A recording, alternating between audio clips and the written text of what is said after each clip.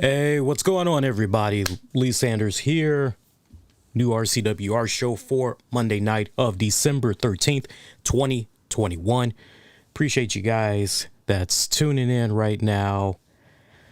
Yeah, you saw that graphic there as we had officially started it off with that graphic, but another wrestler has passed away. So young at that. So young at that. Only 39 years old. I'm just a couple of years older than Jimmy Rave, but yeah, that just really, my heart is aching right now. You guys have no idea. My heart is aching right now. Nothing but thoughts, prayers, condolences, especially as we're going into this last little stretch of the major holidays. What a rough year it's been as far as 2021 goes. Straight up. What a rough year it's been. You know, Jimmy Rave, though, in case some of you guys haven't been keeping up to date with some of the things that's been going on with him, he has been battling some serious health problems for a good handful of years now. Many years now. And everything had started for him years back when he actually had to get his arm amputated. And you would have thought that with that arm being amputated, now he got the arm amputated because doctors had discovered that there was a MRSA infection. And this is something, when it occurs, this is kind of like a 1 in a million type of odds, basically, as far as getting this type of an infection. The little bit of research that I managed to do on it, it is a weird kind of disease, let me tell you. I'm still trying to wrap my brain around the disease, quite honestly, but that pretty much, when he got his arm amputated many years back, that's ultimately what had made him decide, okay, you know what, as far as professional wrestling goes, I'm done with it.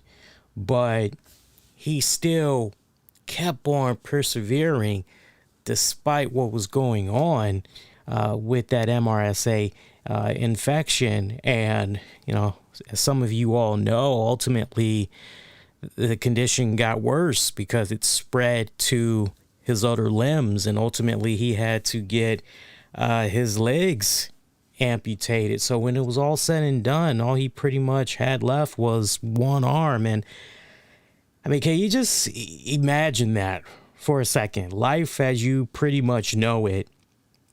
You know, everything's good, right? I mean, you've walked and experienced so much from childhood going into your adult life, and then just all of a sudden you gotta have a limb removed. Now, most people would probably, okay, you know what, it's just a limb, it's okay, I'll be all right.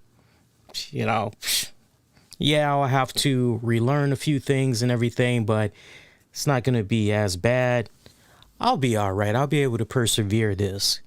But then just short while later, you find out, okay, yeah, you've been managing so far with this limb being gone, but now you've got to have these other limbs removed because we were able to determine that the infection had spread to these limbs as well. That's why you've been having the type of pain that you've been having these past couple of years. It's a miracle that you didn't have any further complications as a result. We got to go in and we got to operate now. I mean, that is a hard, I mean, one limb, I mean, yeah, that's a 180 without a doubt. It's a 180 within reason. But to be in that type of a position where, you know, practically all your limbs are being taken away from you, that is just, is all I got to say. Wouldn't wish something like that on my worst enemy, let me tell you. Seriously.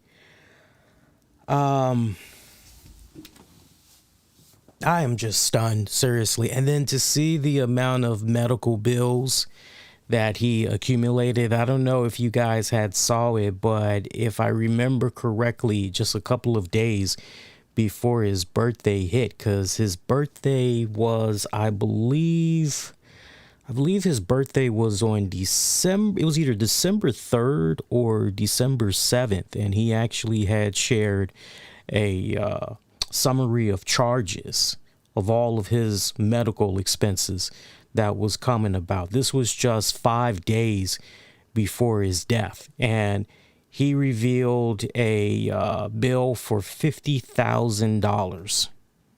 $50,000. I BS you not. And the way it was kind of looking, now I'm trying to actually confirm this, but some people were actually saying no, it actually got to the ballpark of $100,000 at the time of his death. So I'm trying to go back and confirm that, because I saw a lot of people that were saying that over and over again. But at that time when he posted it, it was just a couple of hours before his birthday. And yeah, he had total charges of, I mean, it was ridiculous. We're talking CPR therapy. Yeah, they actually charged for that. That was $1,800. For laboratory chemistry, they charged a little bit over $1,200. That's $1,200. For occupational therapy, they charged him damn near close to $11,000. For pharmacy drugs, that came to about $10,000 plus dollars. For physical therapy, that came to over $20,000. For room and board, that came to $52,000 and some change. So when you actually, rack all of that up, you can kind of see how, some people were saying, wait a minute, $100 and something $1,000, like say what? Just a shocking, and he had went to social media and was saying, look, anybody that wants to try to support me, that wants to try to help me out, it's greatly appreciated. PayPal, Cash App, appreciate all the love and support. He was even charged, I couldn't even believe this, but he was even charged almost $10 just for when he was trying to watch the TV in the room. Almost $10 just to watch TV. I mean, that is just our healthcare system. I mean, don't even get me started on that right now, because that would just take this show in a completely other direction. We got another show that tackles stuff like that, and maybe we can kind of divulge more over there. But Jimmy Rave, I do have a lot of fond memories of this man. For me, my most fondest memories of him are actually during the time when he was in TNA and when he was teaming up with Lance Hoyt, and they were doing, and Christy Hemme, and they were doing the Rock and Rave Infection. I loved it. I freaking loved it. I love the fact that, for me, what really had me register most with the Rock and Rave Infection was my love for the game Guitar Hero. And I remember how me and all of my friends, when we were first introduced to Guitar Hero, we thought that was just the coolest freaking thing on the planet. The fact that you could actually take these instruments, right, little pretend instruments, and you could plug it up to your game counter or whatever, and you could just jam to some of your favorite songs. We thought that was the coolest freaking thing that anybody had ever come up with. And it's quite amazing to see what's become of the Guitar Hero franchise, because I think I gotta rely on you guys, because I make my rounds going to the video game store from time to time, and it doesn't look like that has been selling for a couple of years. So that kind of leads me to the impression that after the first handful of releases, it just pretty much went down under or whatever. But I remember there were so many actual artists that was getting behind it at the time. But I remember in TNA, when Guitar Hero was still very, very, very fresh, still hot off the press. I remember watching TNA one day, and I'm seeing Christy Hemme, and I loved Christy Hemme. Still got a soft spot for her to this very day. I remember when she had entered the Diva Search competition. Oh, God. It was somewhere around 2004, 2006-ish when she had entered.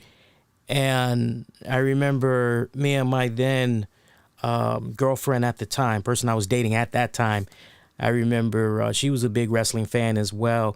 And we both were just hands down going, yeah, Christy Hemme all the way. She's got this. From the minute that we laid eyes on her, we felt if anybody can win this, yeah, it's definitely her. And did we call it? Did we freaking call it? There's definitely some serious competition in there, but did we call it? And, you know, it was nice seeing the brief journey that Christy Hemme was on there in WWE, feuding with Trish Stratus, the infamous Christy Hemme Playboy cover, and Trish Stratus calling herself doing a whole smear campaign. She pretty much just besmirched the hell out of that Playboy cover and all of that. The feud with Victoria, Melina, Eminem. I think Hemme had ended up teaming with the Heartthrobs to take them on or something like that. But I remember she went to OVW, and after her main roster there, she went to OVW, and WWE was trying to get her to move to Louisville, Kentucky, because they wanted her to do more stuff in OVW. They wanted her to get more training and all that, and she just wasn't having that. So ultimately, they just, they pretty much had parted ways or whatever. And ultimately, she came into TNA. And one of the first handful of things they had Christy Hemme doing, she was doing broadcasting work, from what I remember. She was hosting a couple of shows with Jeremy Borash and all that. And then there was one match she ended up refereeing, and then next thing you know, just out of all of that, just somehow the Rock and Rave infection just spawned.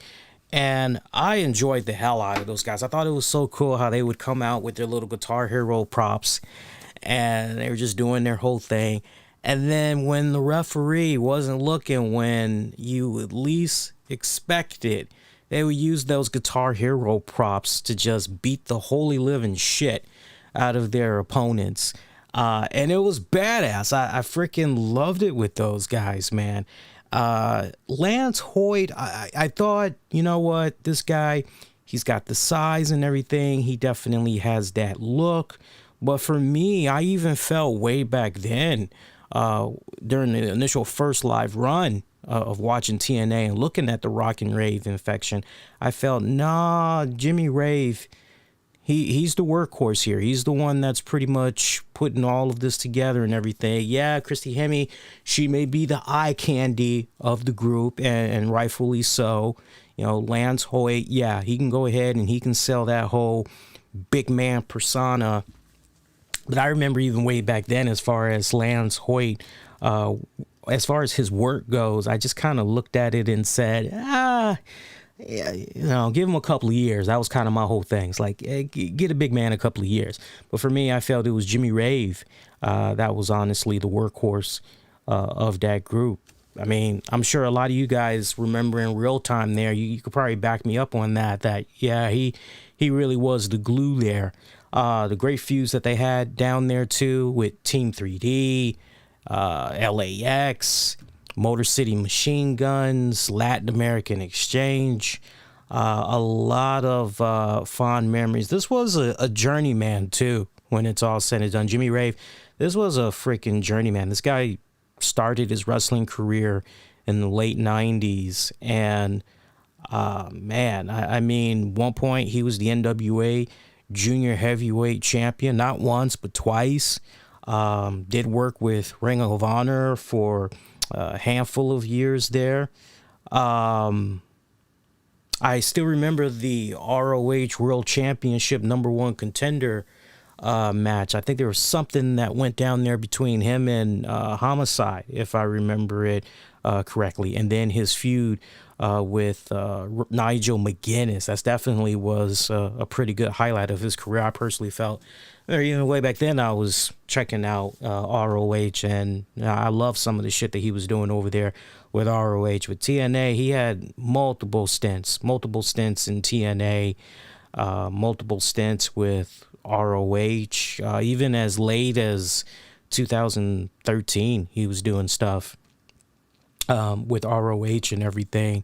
As far as the later years go, he did some stuff with Dragon Gate and everything. There's something he did in 2014. The name of the promotion escapes me right now, but there was a couple of little one-off joints. AWE comes to mind. Not AEW, AWE is a promotion that comes to mind. I think that was kind of more of the later stuff on the tail end as far as appearances that he had made and everything. But last year is actually when he had to get his first amputation due to an infection in the left arm, and it required the amputation. November is weird, isn't it? Because almost a year ago, that's when everything just pretty much had began. And then October of this year, he revealed that, okay, got to get both of my legs amputated because there's another MRSA infection. It's like, he survived by his ex-wife, 2 kids from a previous marriage. At the time of his death, he actually was living in Pennsylvania with his fiance. So shout out to his fiance, Gabby, who's also a pro wrestler as well. I can just imagine just the heartache. Seriously, I've gotten my share of deaths in the family over the years. Some tragic. It's not pretty. It's really not pretty. So I can only, but let me say this. Let me say this about Jimmy Rave. And you know what? To see the outcrying support that the community was sharing in regards to the loss, it was great to see the wrestling community come together and share some of their memories and everything. But you also had some knuckleheads that were running around saying some crazy shit. I'm not gonna glorify this person by mentioning their name, but I'll give this knucklehead a little bit of credit. At least he put his face in front of his actual first and last name, if it's even that. But people that are saying, and I quote, "Did the Illuminati murder Jimmy Rave?" Alls I know is I don't want a job in the wrestling business, fame, or Illuminati. Something is up. People in the wrestling business are acting shady as hell. And then having the audacity, I'm going to pause right there and just stop. But then having the audacity to bring up AEW and how this person does not trust Tony Khan. And then comparing the wrestling industry to the Holocaust. You heard me right. Comparing the wrestling industry to the Holocaust. Please do me a favor. Stay off social media. Do not call yourself a wrestling fan because you're not in our circles. No, you're not. We don't want you. We don't want to have anything to do with you. You are a parasite. You are a plague.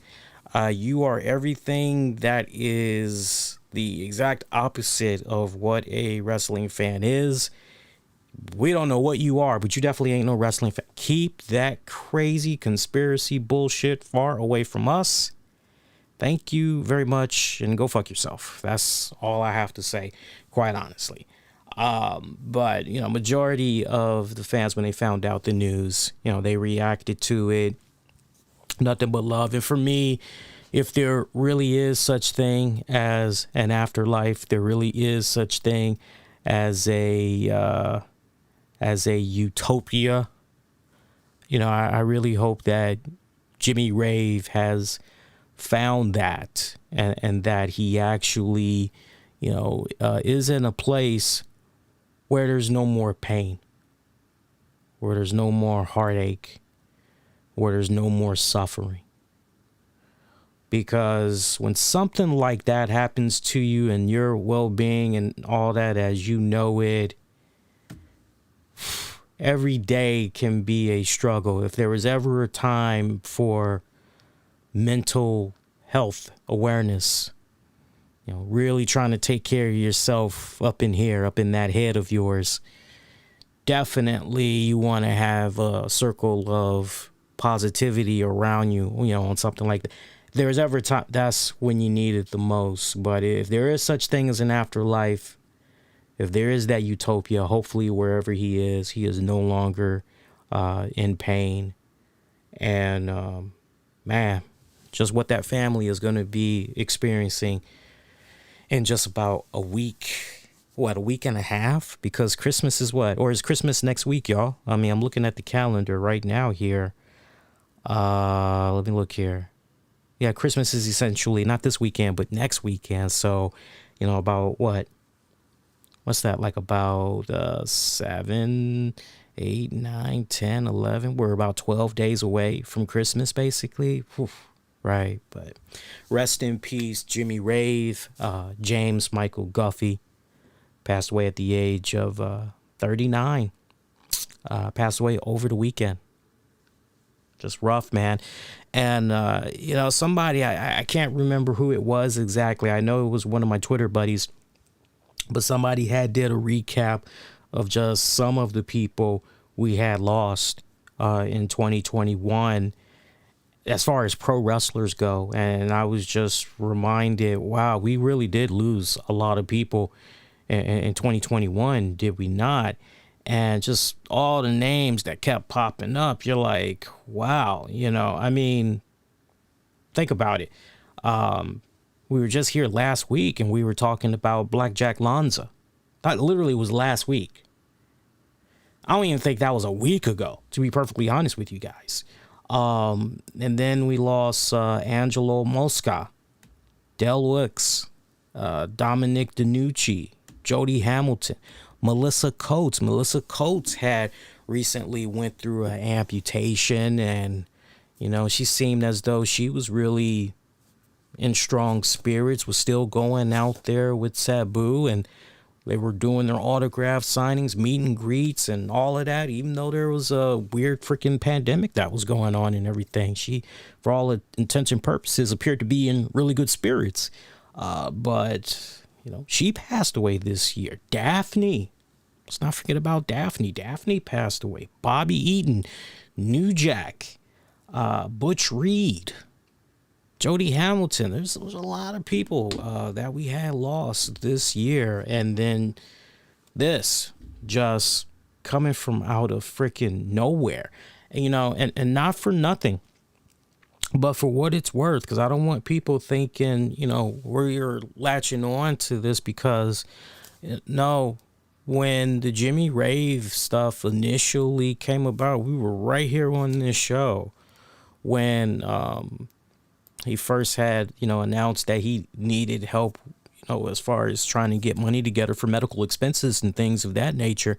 And then I remember just a couple of weeks later, we were here on the show telling you guys how Mick Foley and High Spots, they were trying to put something together to raise money for Jimmy Rave's medical expenses. And then I remember the next go round, we were right here on this show and we were telling you guys, hey, High Spots, the Mick Foley collaboration, it was a success. They were able to raise, I forgot how much the money was, but I think grand total, when you factored in what High Spots did, and I believe what had came in through a GoFundMe, it basically was about $60,000, something along those lines. And so this is something that we have been staying on top of for several weeks now. So please don't anybody think that, we're jumping onto this because it's the popular thing to. No. And longtime listeners know anytime something big happens in pro wrestling where a wrestler needs help, I mean serious freaking help, I've always broadcasted to you guys. I've always used my voice. I've always used my mediums to get that information out to you and always tell you guys, hey, if you can contribute, great. If you can't, do the next best thing. Share the links with your wrestling community circle. You guys have always heard me say that, because I know even though we're kind of getting back to normal right now, not everybody has the financial resources to be able to help somebody at random, right? Because they got to take care of themselves first. I get it. But yeah, no, Jimmy Rave is definitely somebody we've been talking about for several weeks now. What's that thing you guys like to say? Chasing cloud? No, not in this case. Every time something big comes about, we always try to let you guys know what's on the up and up. And a lot of times I've even come out of my own pocket personally and try to contribute a little something. So as soon as I find out what's going on as far as funeral arrangements, if there's like a collection that's being taken up, I will let you guys know. Will I be making a contribution? Yes, I will. Yes, I definitely will. And when I do, I'll definitely let you guys know about that. Before we continue any further into the show, what a rough weekend. Seriously, what a rough weekend. My thoughts, my prayers. That tornado. Everybody that was affected in Kentucky. That is devastating to hear. Dozens of lives lost in that little tornado there. Probably the one thing that really, really just had me slump in my chair in regards to the news out there in Kentucky was, and I don't know if many of you guys had heard about this, but apparently there was a factory in Kentucky, and this factory, which basically made scented candles, if I remember correctly. I'll have to rely on you guys that know about the story, but I believe it's scented candles. They ignored all the weather advisory reports. They ignored the local weathermen from the news channels, radio. They ignored all of that. And they had put their employees' lives in jeopardy because it was all about their bottom dollar. That's what it was all about. And there were a few lives that were lost as a result of that. And basically, what they did to these employees at this factory plant, it was basically, look, yeah, we know what's being said, but that's a bunch of hubbub. We're going to be okay.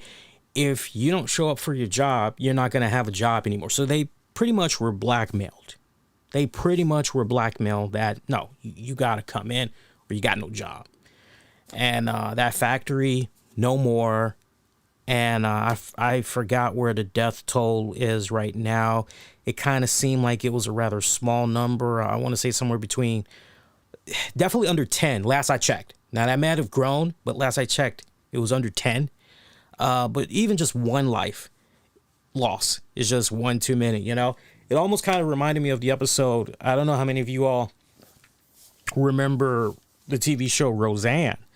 But if you remember the first 3 seasons, at least, of Roseanne and her sister Jackie, they were working at a straw factory plant.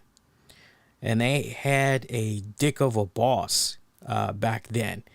And, it was literally one of those, it was like pulling teeth, trying to get a day off, trying to do X, Y, Z. I remember they even dealt with one boss that was always sexual harassing the women up there. And I think Roseanne told Dan about it or something like that. But, it was just poor working conditions that was going on. But it was like, what else are you going to do? There's really, not that many other jobs that you can get, in such a small town. You either take it or, okay, well, how you going to feed yourself and your family? That's your own freaking problem, right? Kind of one of those type of deals. It gave me chills. As soon as I was hearing what was going on and actually hearing from these people that had worked at the factory, hearing them in their own words, the survivors, saying we were forced to come to work. Let me tell you something. No bullshit. Let me tell you something. If there was ever a time for a multi-class action lawsuit, be on the lookout for that. I'm just saying, be on the lookout for that, because it's one thing when you got one person saying, but when you got multiple people that's all pretty much saying the same thing, and then you got a little something called proof to back up what you're saying, and then to those that had lost their families because they were blackmailed to go into work and they pretty much had lost their lives in the process. So they're going to be looking for some type of financial restitution and all of that. When it's all said and done, that company ain't coming back to Kentucky. Let me tell you, that company is not coming back to Kentucky.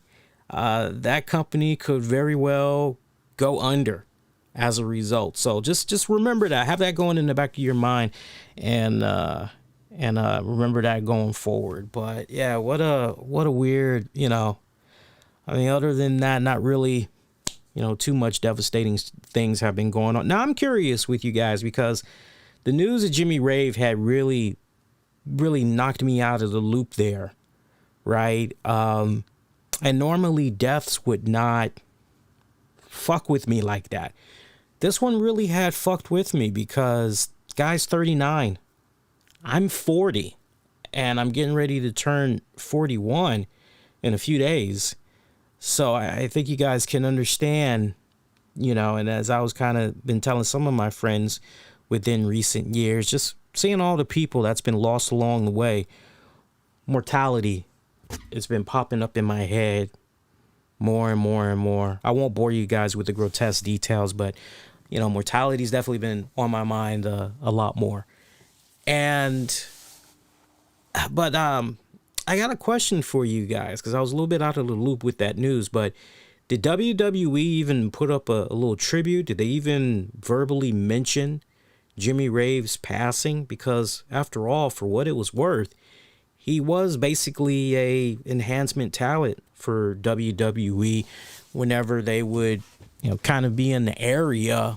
There was a few matches that he actually did for them and all that. So I think I don't know if he officially was under a WWE contract at some point, but he definitely did some dark stuff for them. And I'm thinking he did that stuff maybe around the mid 2000s, something along those lines. But I'm most curious because we saw Impact, they put something out there. AEW put a little something out there. ROH, for what it was worth, even they had put a little something out there. So I'm a little curious if WWE had did any type of acknowledgement at all. So for you guys that might have watched Raw tonight, let me know because I'm curious. But we'll talk about Raw in a hot little bit. There's no reason for us to talk about Raw for 45 minutes. We pretty much in and out as far as Raw goes. So we're not going to go over the whole full yakety yak for that, at least for this week.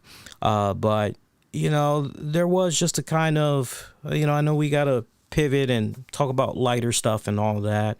But, there was some good stuff that came about from over the weekend. It wasn't all, sad, doom and gloom type of stuff that went down. For instance, Ring of Honor, they had their Final Battle pay-per-view out in Baltimore over the weekend. Their final Ring of Honor event, as the company is going to be going away for at least 4 months, they're saying. Whether or not they're actually going to be able to stick to that, we'll have to wait and see.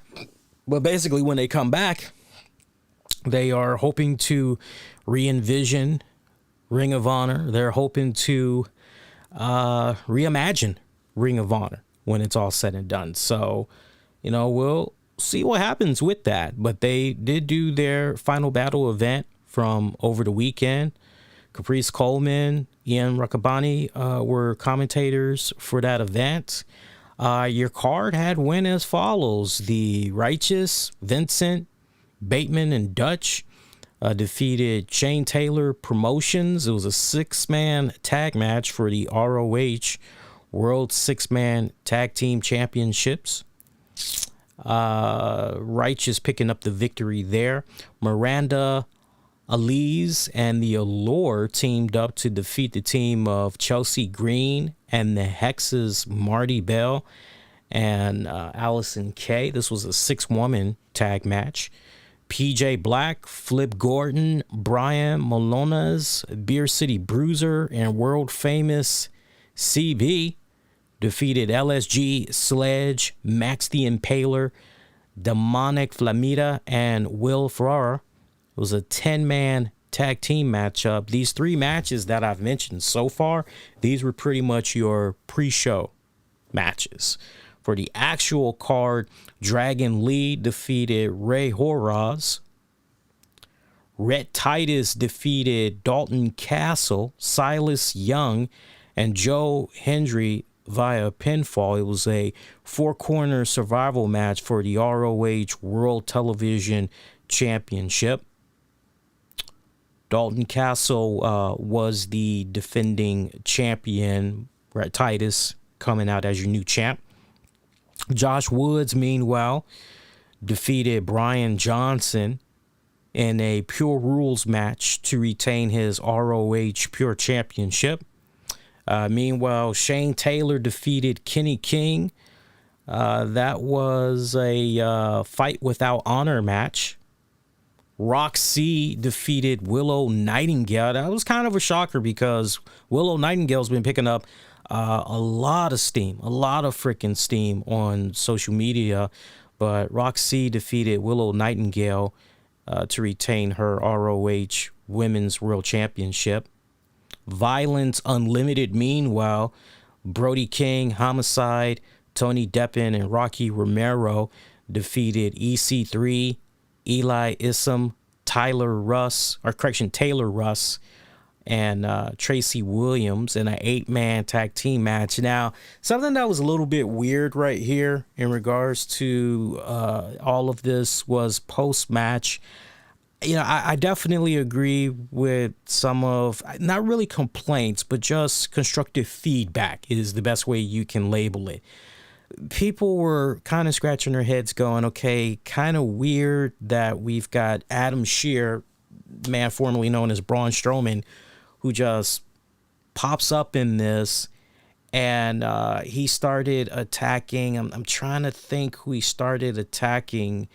I kind of feel as though it's on the tip of my tongue. I'm not really sure who he attacked, but somebody he attacked. He was wearing a Control Your Narrative shirt and everything. And people have felt that the appearance and all things being considered just was not needed. It's like, if this is supposed to be the final ROH show, because they're going to go back and hit the reset button, and why are we having this guy make his ROH debut, pay-per-view debut? Why are we, it kind of rub people just a little funny. And I totally get that. I definitely totally get that.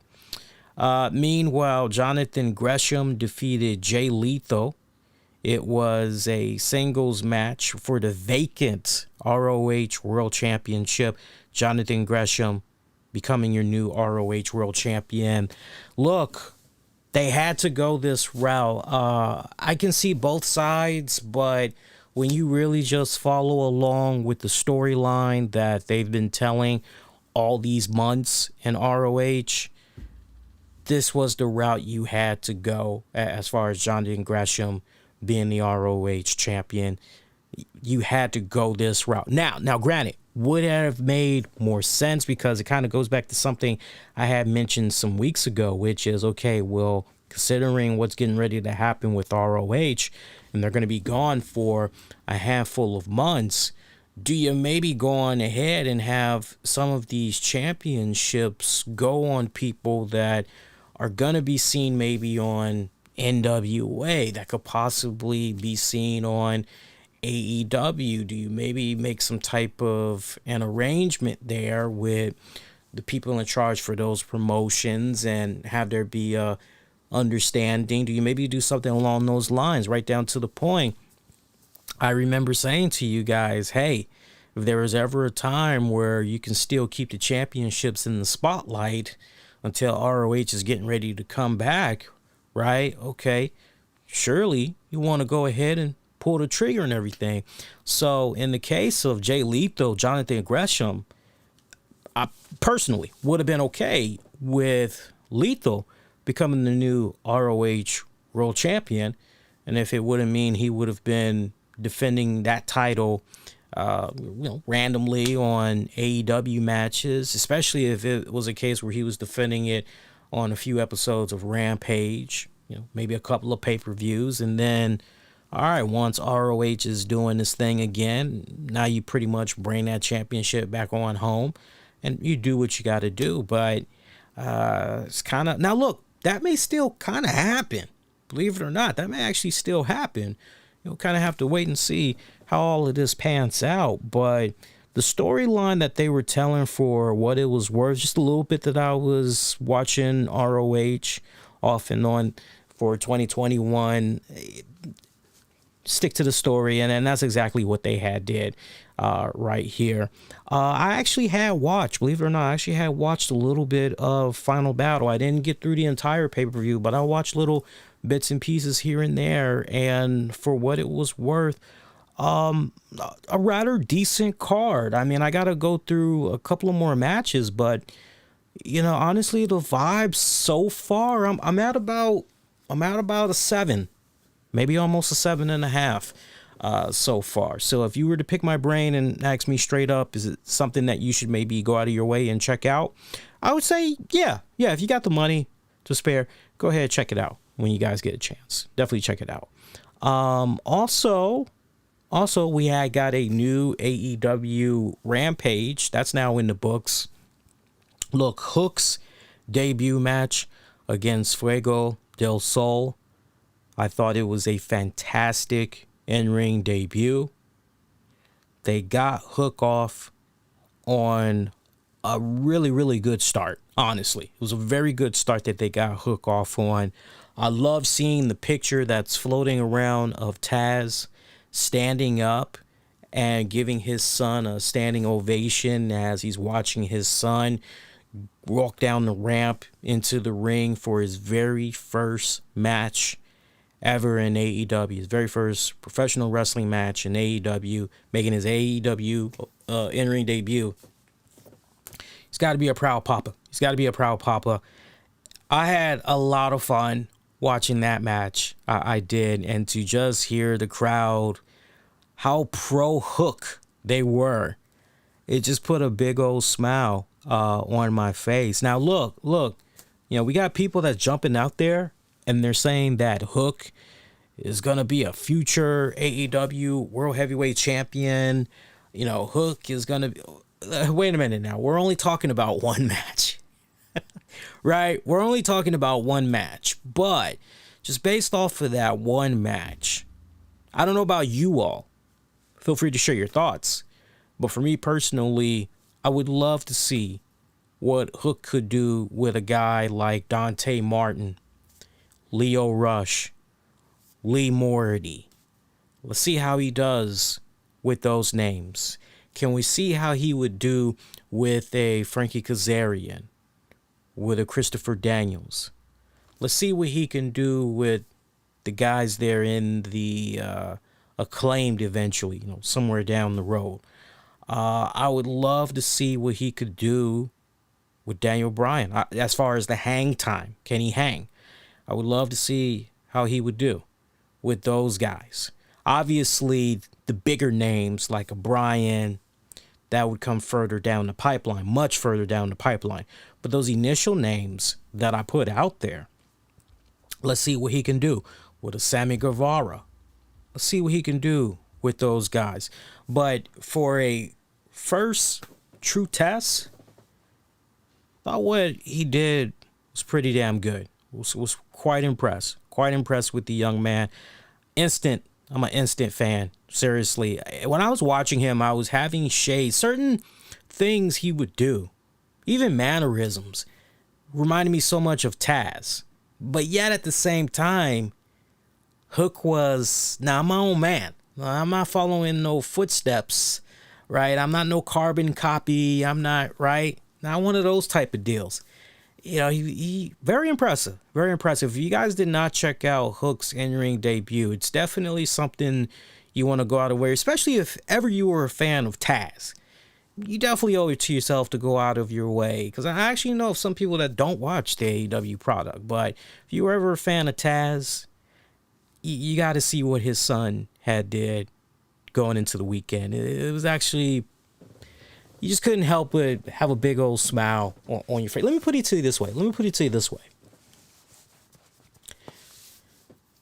Just, if I were to rate some of this generation of wrestlers that I'm seeing right now, right? Let's just, the Dominic Mysterios, the PJ Hawks, right? Just Colby Corino. If I were to just so far in 2021, just so far as first impressions go, how my ranking list is looking so far, I've got to put, this is my list, right? My list. But we could debate this list. I got to put Colby Corino at number 1. I've got to put PJ Hawks at number 2. I've got to put Hook at number 3. And I've got to put, rounding off the list, I've got to put my boy Dominic Mysterio. Yeah, definitely did last. Dominic Mysterio. Now, if there's a couple of other, sons I'm missing in there, let me know. And I'll definitely take time out and really kind of think about it there. But those names off the break. Oh, you know what? I almost forgot. There's another one I got to throw in there, too. I'll probably slide him right above Dominic Mysterio. Angel Garza. I definitely would slide him above. Yeah, definitely got to put him in there as well. But yeah, I'm pretty impressed. Which reminds me, pretty soon we're gonna be making the announcement of the categories for my year-end awards. You guys peep that out. We'll introduce the categories next week. It's kind of interesting too, because over at 401 Mania, where I'm a reporter and columnist, we're already getting the gears in motion of picking our top 5 nominees for certain categories, and we've already got our deadlines as far as who we want to submit. Our deadline as far as our 5 nominees, right? So I've already kind of got to get the ball rolling on that as well. So I love this whole year-end award stuff. It's good shit, man. It's good shit. I'm just thinking if there was anything else from Dynamite that was really, because not Dynamite, but Rampage. Because Rampage, it was really about Hook. That's what it was really all about. It was really all about watching the Hook in-ring debut. They did a nice little setup for Winter is Coming. I'll definitely give them props for that, because they really did try to magnify, hype that up even more for what it was worth. Hey, there is some main event results. Got some spoilers for you guys. Veer Mahan, he was in action.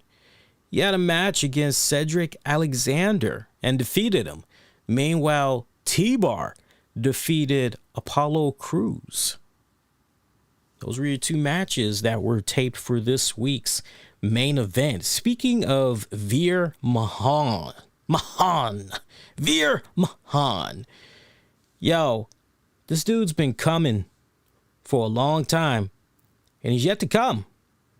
There's a pill that can take care of that. No, seriously. This guy's been coming since, I don't know. Look at this crap. This was tonight. Get ready for Veer Mahan on WWE RAW. Coming soon. This was tonight. But then, wait a minute. Rewind. Okay. A couple of minutes before that, Veer Mahan coming to WWE RAW. Okay, cool. And then, look at this. 6 days ago, Veer Mahan coming to WWE RAW. Okay, all right, cool. December 2nd, Veer Mahan is getting ready to make an impact when he arrives on WWE RAW. Okay, all right, cool. November 29th, get ready for Veer Mahan. Veer Mahan coming to WWE RAW. Like, okay, cool, all right. November 26th, coming soon to WWE RAW. Veer Mahan. Like, okay, all right, cool. November 22nd, Veer Mahan coming to WWE RAW. Okay, it's a lot of coming. Okay, surely we're November 15th, Veer Mahan coming to WWE RAW. Like, look, I really don't care. Just, whenever it's going to happen, that's okay. November 11th, coming soon to WWE RAW, Veer Mahan. You're really starting to irritate me, dude. November 1st, Veer Mahan coming to WWE RAW. Like, okay. Yeah. So we have been doing this at least since November 1st. November 1st, we have been doing this. It feels like this has been going on since October, but apparently November 1st. So for basically over a month and a half now, we have been doing this little dance with Veer Mahan. I'm having shades of the freaking Sub-Zero character. Glazier, WCW. Remember that? Remember those days? Oh my God. Glazier coming soon to WCW. And he was doing all the cool Mortal Kombat shit. And you're like, oh man, and back then, I know now when you look back on it, it's real easy to look back on it now and go, oh man, that is so freaking corny as fuck. What that looks so cheesy. It's easy to say that now when you go back and you look at it, but for what it was worth back then, I'm just looking for a piece of paper because I got to keep timestamps. But when you go back to that time period then, oh, it was exciting because Mortal Kombat was just such a kick-ass video game franchise. And I still remember the live-action series that they had briefly of Mortal Kombat for what it was worth. And I remember me and my friends, we ate that shit up. We like, we ain't care. So when they came about with this Glazier character, we're going, okay, all right, this should be pretty cool. And they just kept coming soon. Like, you got one episode of WCW Nitro. They're like, next week, Glazier makes his WCW Nitro debut. You're going, fuck yeah, finally, yeah. You go into the next week, like, it didn't happen. There was no injury, and they just kept, right? So I'm having the whole Veer Mahan flashbacks there. And look, I don't know if it's really going to be truly successful. I'm really knocking on wood. I'm hoping that with Veer, because it seems like for all intents and purposes, powers that be are really trying to put the steam behind this guy. But wouldn't it be funny if we just went into, before the year is out, wouldn't it be funny if just there was another batch of releases? Wouldn't that just be some funny shit if Veer Mahan is on that list? Oh, look, I wouldn't wish that on anybody, but you gotta admit, that would be some funny ass shit. Like, man, we did like a month and a half talking about some Veer is coming, and only to release the guy. You gotta admit that would just be some hilarious fucking shit right there. It would. I would seriously lose my shit over that, but that's just me. I do have some AEW Dark Elevation results for you guys that went down tonight. That is Dark Elevation. Check this out. Thunder Rosa defeated Gabby Ortiz. Chris Statlander and Red Velvet teamed up to pick up a W over Nikki Duke and Tina San Antonio. Meanwhile, the Gun Club defeated Antonio Zambrano, Jack Tomlinson, and Joey Sweets. Meanwhile, Emi Sakura picked up a victory over Notorious Mimi. Anthony Ogogo defeated Jaden Valo. Santana and Ortiz back on the saddle again. Picked up a victory over Anthony Gagnoe and Mike Verna. Meanwhile, Tony Nese defeated Alex Reynolds. Those were your matches from this week's AEW Dark Elevation. So check that out. Check that out when you guys get a chance. Good stuff right there. Hey, congrats are in order, by the way, for bang, it's me, it's DDP. Want to give congrats to DDP. He had revealed on Thursday of last week, apparently, but he put the press release out, I think, like a day or two after the fact, going into the weekend, basically. But he put out a press release letting the wrestling community know that he tied the knot. He tied the knot to his girlfriend of 2 years. And what they did was pretty badass. It was just a spur of the moment type of deal. They actually rented out an entire section in a hotel where they were going to go do the wedding. And you got to go on his Instagram page. It was really nice. All the images that he did show. He didn't show too many, but they did it in style. I got to say, they did it in style. But he did this wedding on Thursday. His wedding was on Thursday of last week. So congrats to DDP and Mrs. DDP. She looks very, very lovely, does she not? Very lovely. So, you know, congrats to them. Congrats to them. Very happy for them. You know, it's nice to see and hear awesome little cool stories like that. Good stuff right there, man. Good stuff right there. I love Diamond Dallas Page. He is a charismatic, energetic, funny dude that will talk your fucking head off. I had an opportunity to interview him many years ago. I think it was right at about the time either he was getting ready to go into the WWE Hall of Fame, or I think it might have been around that period, or maybe it was slightly after he went into the WWE Hall of Fame. And it was cool because right before the actual interview had began, I called him up and we were shooting this shit for like about 5, maybe almost 10 minutes. I was giving him a good feel for me and just, you know, some of the questions I was going to be asking him. I mean, I didn't go over all the questions that I was going to be going over with him, but it was my way of just letting him know, you know, look, you know, we ain't doing no gotcha bullshit or nothing like that. You know, just gonna, you know, nice, cool, laid back conversation. And he was so fucking cool, man. So fucking cool. Somebody was there with him. I'm trying to remember who it was because it was a wrestler. It was a wrestler that was there.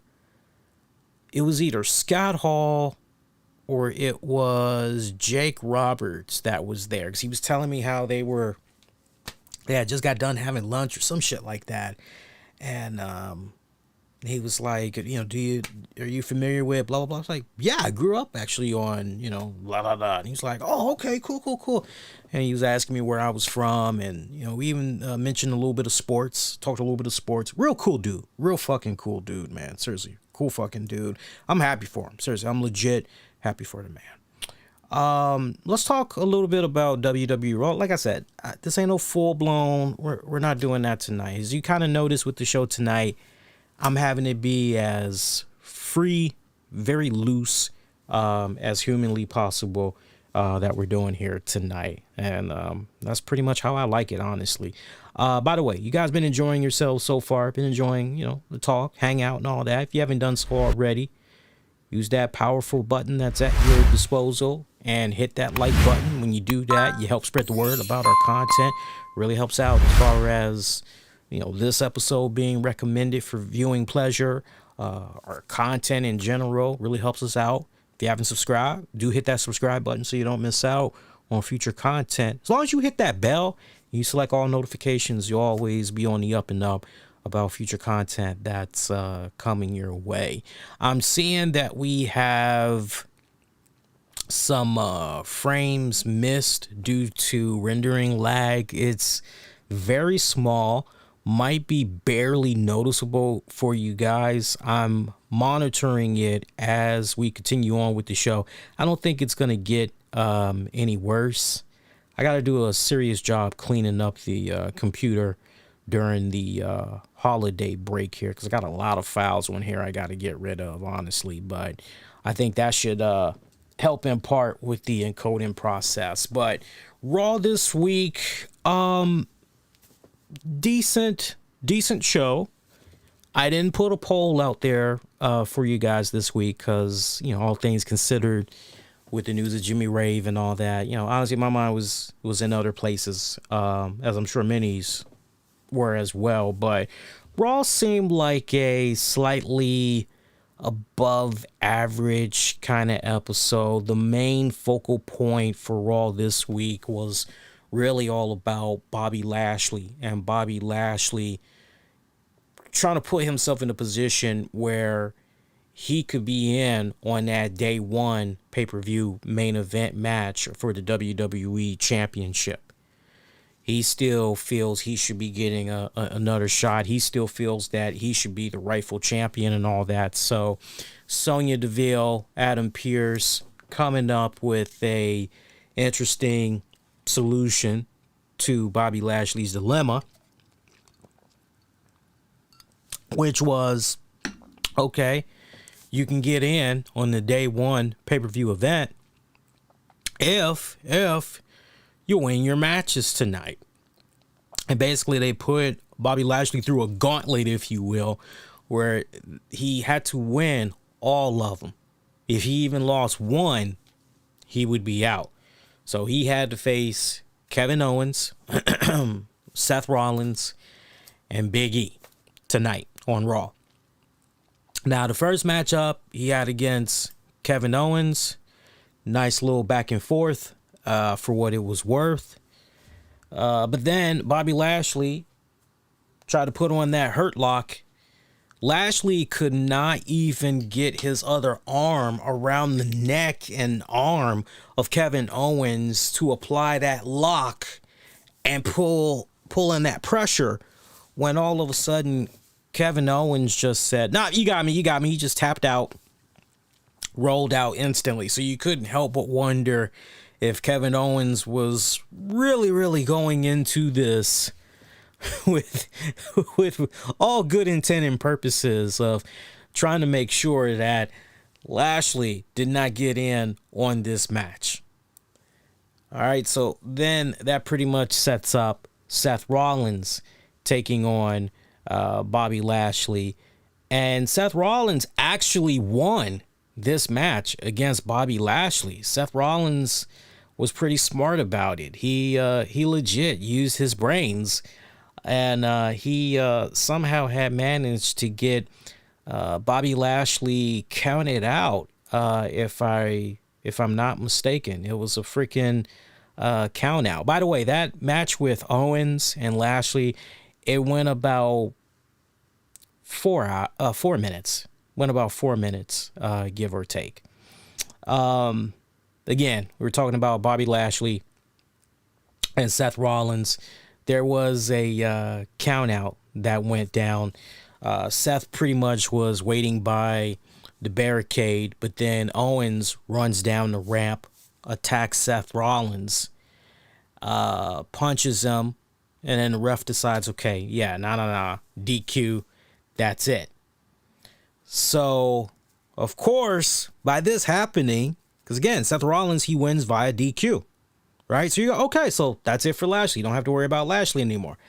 Nah. The decision was made by Pearce and Deville that the match was going to restart, but that this go round, it would be a no DQ match, and that for any future match that would play out tonight, had Bobby Lashley advanced, that would be a no DQ match as well, just to make sure that as far as shenanigans go, yeah, nah, ain't happening. So this match pretty much restarts basically. Spear from Lashley on Rollins. 1, 2, 3. Match is pretty much over. Bobby Lashley advances. Main event match. Bobby Lashley taking on Big E. Pretty good. Pretty good for what it was worth.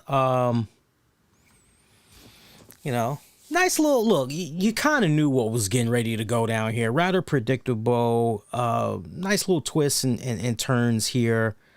To see two big behemoths in Bobby Lashley and Big E collide, you always eat that up.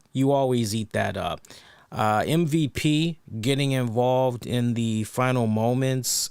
He actually, I'm trying to think what he did. He took his cane, did MVP. He clipped Big E. He clipped Big E from behind the ankle/knee area. And that had pretty much derailed Big E from, I think he was maybe looking for the big ending there. But Spear from Lashley getting in the 1, 2, 3 on Lashley to advance. So day one, it's now going to be a fatal four-way for that WWE Championship. It's going to be Seth Rollins, Kevin Owens, Lashley, Big E. Big E defending against 3 other people in a fatal four-way match. So, looking forward to it. Looking forward to that. That should be a pretty good matchup. I'm just thinking what else had happened on Raw tonight, for what it was worth. I'm actually looking at my notes here. Queen Zelina defeating Rhea Ripley in 49 seconds. I just... Oof. God, this was just... I don't know, guys. I'm at a loss for words right now because this stuff involving Rhea Ripley, Nikki Ash, and then we're trying to put in there Zelina Vega and Carmella in this, and it just feels so flat. That's my biggest issue right now. It just feels so flat. For those of you that's a little bit curious, because I know 49 seconds. Wait, what exactly happened right here, Lee? Basically, match pretty much kicked off with Zelina doing, a lockup there. Gets drop kicked by the face there. Rhea Ripley lifts up Zelina. Carmella jumps up on the apron and she's yelling and all that. Rhea ended up dropping her. She tried to go for the riptide. Nikki, meanwhile, she's chasing Carmella all around the ring and everything. Carmella sends Nikki into the corner. Rhea goes in, checking up on Nikki. Zelina pretty much runs with the knees from behind to the back of Rhea. Gets the roll up that way, 49 seconds. So that pretty much was it. I mean, that was just a big old fucking clusterfuck of what Kevin Owens was saying all throughout the night. Trash. This was pretty much trash. There's no way to sugarcoat this, okay? And I'm not gonna sugarcoat it. This was just pretty much trash. For me, it was just pretty much, why are we putting this shit on TV? That really was my whole thing when I was seeing this play out before my eyes. It was, why are we even seeing this on TV if we're gonna be going here? Because it seems to me that this was, I wouldn't even say this was secondary as far as, let's not forget about this little angle of, this was just literally, want to use the bathroom, go to the concession stand, even though it's only for a few seconds, right? Let's just do something just to kind of kill time here, basically. That pretty much was this match right here, and that's very unfortunate because you've got some very talented women. As far as women really getting their props tonight on Monday Night Raw, it was really all about Doudrop and Bianca Belair continuing on with their match, with their feud rather. And so we got a rematch from last week that had played out here tonight on Raw. And I was ready. I don't know about you guys, but I was anticipating Dewdrop saying, nah, you know what? I'm going to go on ahead, roll out. I ain't doing this match. The hell with this. Girls had went a little bit longer than last time. There was definitely some sloppiness that was going on in this one for my taste. Me, honestly, I'm just ready to see these girls move on from one another. I'm ready to see them move on from one another. Bianca Belair picking up the victory here. Seriously, I need to see these girls just move on, just go on to other feuds already. I don't really feel there's anything magical. I don't feel that there's anything, you get where I'm coming from. I don't feel that there's anything here. So the best thing that can honestly be done right now is just pull these girls apart, let them go off in different directions. I mean, me personally, what I would like to see happen, if it were up to me, the stuff that's going on with Nikki Ash and everything, I ultimately would like to see something play about where somehow you can have Bianca Belair intertwined with Nikki Ash and Rhea Ripley, and then somehow that gets intertwined with Doudrop, Carmella, Queen Zelina, where ultimately we get a Nikki Ash that just pretty much snaps and takes out her frustration there, if you will, on Bianca Belair. Rhea can try to, what's going on, little buddy? What the hell is wrong with you? Why are you flipping the fuck out? Yada, yada, yada, or whatever. And pretty much that's how you can pretty much segue into a new feud, if you will, for Bianca Belair there and Nikki Ash. I mean, at this point, that's where I'm at. Because I'm ready to see this psychotic, it's coming. As far as a psychotic mental breakdown going on there with Nikki Ash, it's going to happen. She's pretty much going to go Agent Walker from Falcon and the Winter Soldier. It's coming. It's freaking coming. By the way, speaking of Marvel movies and all that, I'm very excited to go see the new Spider-Man Far From Home movie opening up. They got showings in my neck of the woods as early as Thursday. But man, have you guys seen the ticket prices? I had commented on this earlier on social media today. At least here in the DC, Maryland, Virginia area, the DMV, the tickets are just for prime time. I'm talking prime time hours. We're talking like $25, $26 a head. Meanwhile, if you happen to see a morning showing, that's basically like somewhere between $15 to $17 a head. So, I mean, man, how the prices have, Jesus, let me tell you, like fucking crazy, man. But yeah, I was telling wifey the other day, I said, hey, we got to get you ready. We got to get you ready for Spider-Man Far From Home. Because, I mean, she's pretty much seen all the other Marvel movies, but the only ones that she hadn't seen yet, because I didn't watch them yet, Shang-Chi, which I watched over the weekend. With my Disney subscription. What a fantastic movie that was. I actually thought it was pretty damn good. I know there's some negative stuff that's out there about it, but no, I thought it was a damn good movie. I did not check out Eternals yet. Eternals is the one movie I'm looking at kind of going yawn on.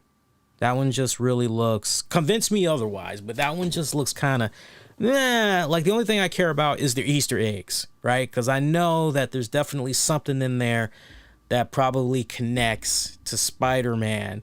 And as I was telling wifey, I said, you gotta watch Loki and you gotta watch Shang-Chi, because the stuff that happens in those respected film/series sets up nicely what we're getting ready to watch with Spider-Man Far From Home and all that. So I'll let you guys know. I'll let you guys know how I enjoy Spider-Man.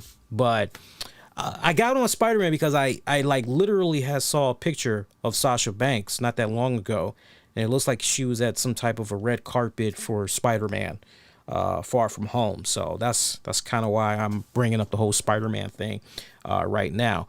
But we segue into that as a result of saying we got to see Nikki Ash snap like Agent Walker from Captain in the Winter Soldier. That's how we kind of Falcon in the Winter Soldier. That's how we got on that shit. So yeah, but yeah, I'm done with Bianca and Doudrop. Like, we need to move on already. See what else tonight. Matt Riddle taking on Otis.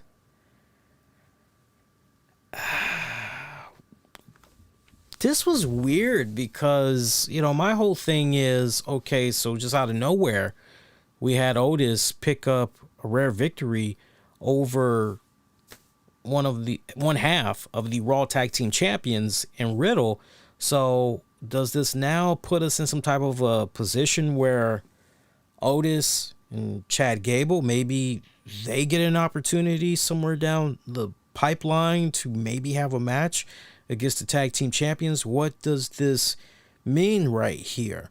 And it just feels so inconsistent because we've been seeing Otis and Gable pick up losses left and right.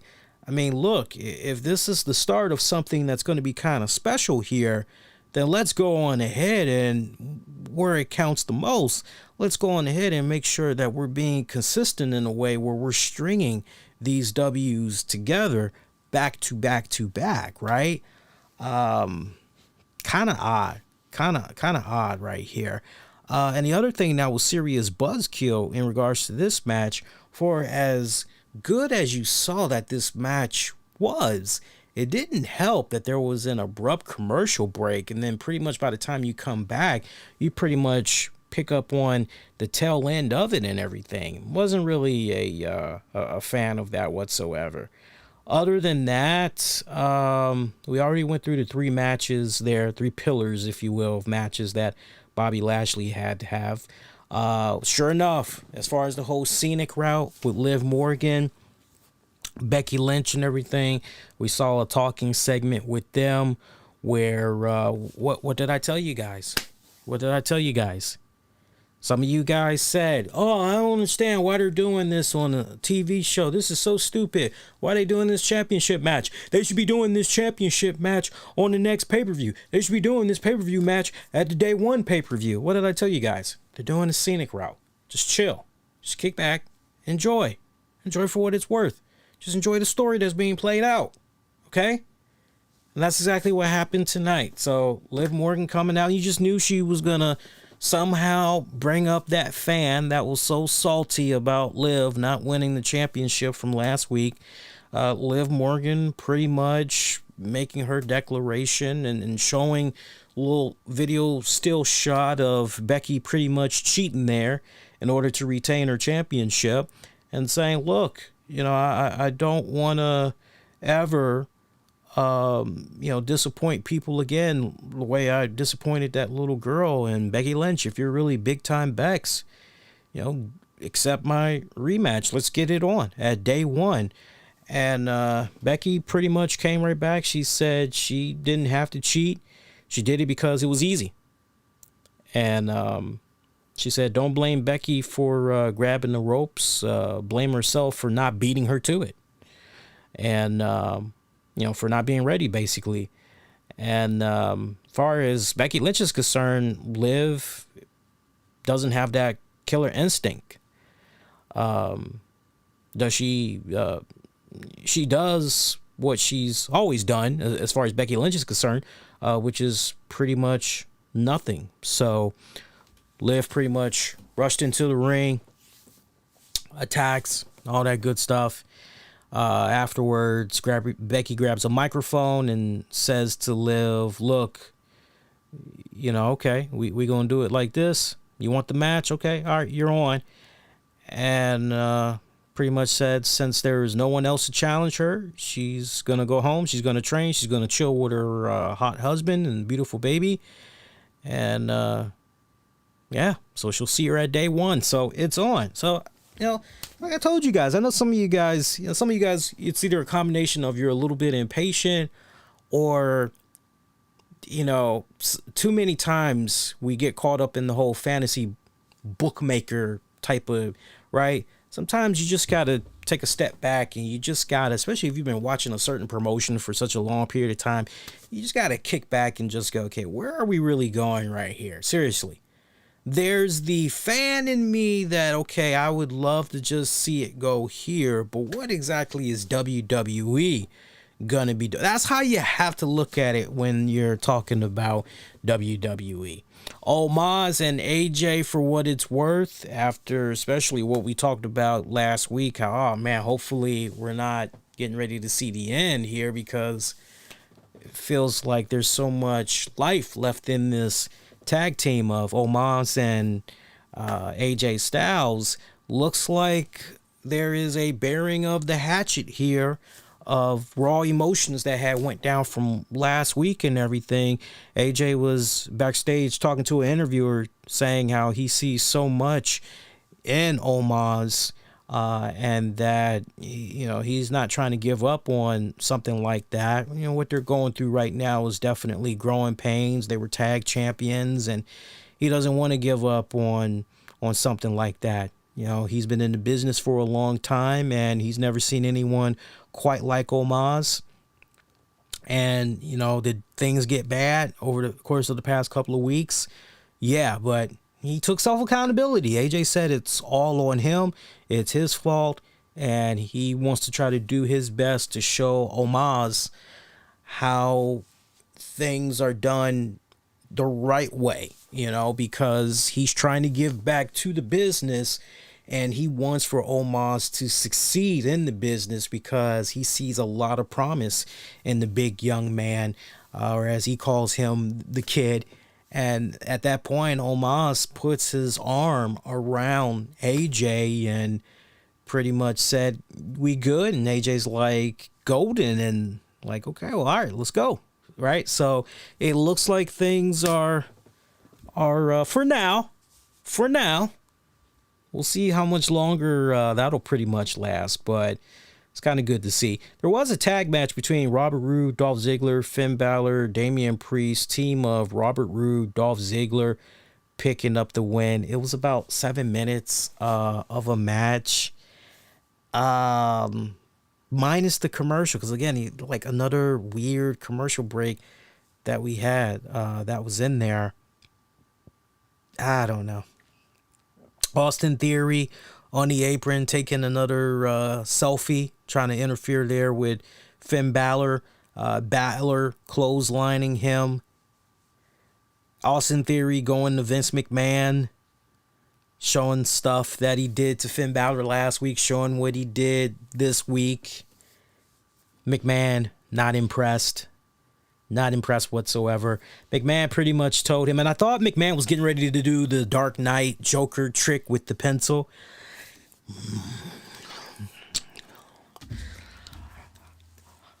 Now you see it. Right? Remember that scene?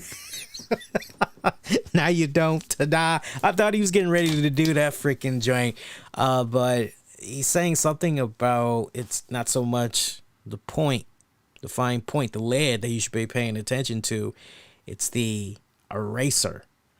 So once again, McMahon is basically Yoda right now to Austin Theory. I guess Austin Theory is the Luke Skywalker or whatever. He's trying to teach him some. This is just, I don't know what's going on here, but I'm so curious about these classes that Vince McMahon is having with Austin Theory. You think I'm your friend? You think that you can just barge in here, so talking to somebody very important, and you interrupted that? You think we're friends? I don't give a damn about you. I don't like you. I have no friends, right? Just to hear Vince McMahon go down that route. I love it. I did eat that shit up. It's color me curious. I'm liking what's going on here between Vince McMahon and Austin Theory. It's actually quietly becoming one of my favorite highlights of the show, believe it or not. That pretty much was Raw, though, in a nutshell. We pretty much went through all the matches. It was like 7 minutes grand total, give or take. I'm just thinking about the show overall. A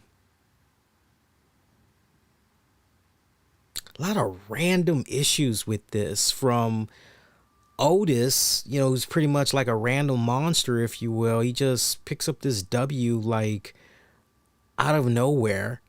And then the odd pairing there were Kevin Owens and Seth Rollins, after all the stuff that's gone down recently, for them to even agree to team up, that was just kind of a bit bipolar there. That was just kind of weird to me. The consistency in the booking was, not the matches, but in the storytelling, was just kind of off for me when it's all said and done. Weird episode of Raw tonight. Not one of their strongest or best episodes. I would have to say slightly above average. I probably would give it a 6 out of 10. So, I mean, it barely gets a thumbs up as far as I'm concerned. It barely gets a thumbs up. Other than that, how long we been on the air now? See how we're doing on time here. All right, not too bad. We've been on about almost 90 minutes, give or take. All right, so a couple of more little tidbits that we can get into, and then we're pretty much done. So when it's all said and done, this should be about an hour, 45 minutes of a show, give or take.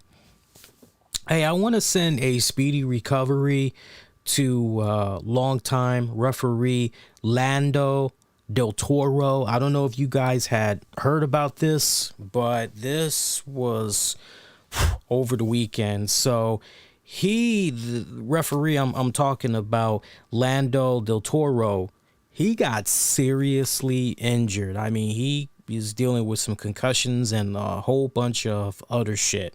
And this is courtesy of freaking Hannibal, Devine Nicholson. So let me set this up properly for you guys. So Hannibal had, he's trying to spin it his way, but I mean, when you've got Del Toro saying what he's saying on social media, this bad track record that Hannibal has, why this guy continues to get these clicks and these hits is just because his name is always attached with some type of controversy, man, and it's just fucking ridiculous. So over the weekend, Hannibal had responded to allegations that he injured a referee by stabbing him with a spike, and this was at a independent show over the weekend. And Hannibal is saying he had no indication that the referee was legitimately hurt. Yeah. So this went down at a World Class Revolution Christmas Star Wars show on Saturday. And you can see he's stabbing the fuck out of referee Lando Deltoro multiple times in the head with a spike. And this spot in question, it basically was supposed to be a nice little blade spot, but it's obvious when you see the footage that Hannibal took this to a whole new fucking level. And the owner of World Class Pro Wrestling, Jerry Bostic, he put out a statement basically saying, yo, as of this moment going forward, we're not going to have anything else to do with Hannibal, aka Devine Nicholson. Pretty much, he's banned. We're banning him. We're never working with him again. Devin tried to spin this, control his narrative, if you will. Hate to borrow that from EC3, but he's trying to spin his own little narrative here on his YouTube social media accounts, alleging that he actually quit World Class Revolution because the company it just wasn't profitable for him financially. So he quit them. That right? That's how he's trying to spin this. He alleges that the spike used was given to him during the match and came from WCPW officials, and that due to the fact that it was a blade spot, he couldn't see well as he otherwise would because he was pushing his Blood Hunter mask, and basically the mesh that was under the eyes, it was kind of hard for him to see all that shit. And he's claiming that referee Del Toro never told him to stop or gave any other indication that he was legitimately hurt. Meanwhile, Hannibal takes shots at TMZ, who covered the story, saying, yo, they didn't even try to contact me. You know, as far as the information that they're reporting and everything, TMZ, they came right back. The guy's name, too, want to make sure I give him a respected shout out. Give me a second here, and I'll actually tell you guys the guy's name. TMZ's Michael J. Babcock, who's executive producer of TMZ Sports, he actually was the one that, and he showed a screenshot, and it was awesome because he basically was able to pull up his Firefox. There's like this weird function for you Firefox users, or even you Google Chrome users, when you basically right click on the three dots in the upper right hand corner. There's usually an option where you can either hit select or hit inspect. Actually, bear with me a second here. Or you can just right click. in Firefox or Google Chrome on a page that you're on. And if you just right click that page, you can hit inspect. And the TMZ guy, he pretty much was able to do that. And you were actually able to see, the timestamp and everything of when he initiated contact and trying to reach out to Hannibal. He even showed the email in question and had the timestamps and all of that showing for when he had reached out. So, you hear all that and you're going, wait a minute. Okay, what's really going on here? Because so far this kind of sounds like a whole big old ball of bullshit that's going down. What's the 411 here? I want you guys to see some of this footage here, and there's no audio in this.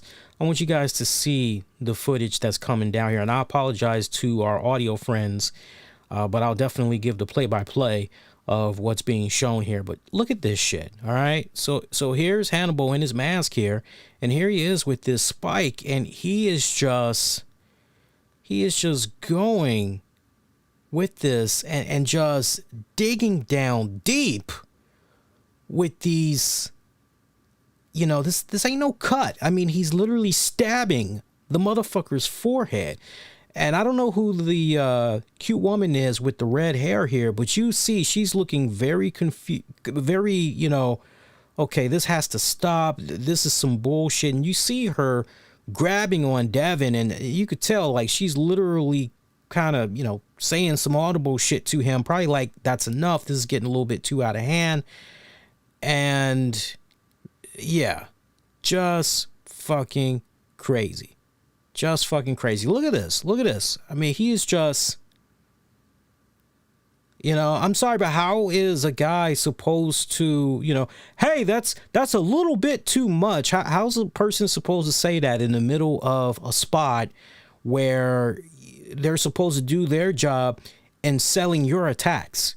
How's a referee supposed to say, hey, my man, that's way too much. You take it a little too far. Please stop. How exactly is right? And then you're losing so much blood instantly. You're probably feeling very faint, very weak, all of that shit, right?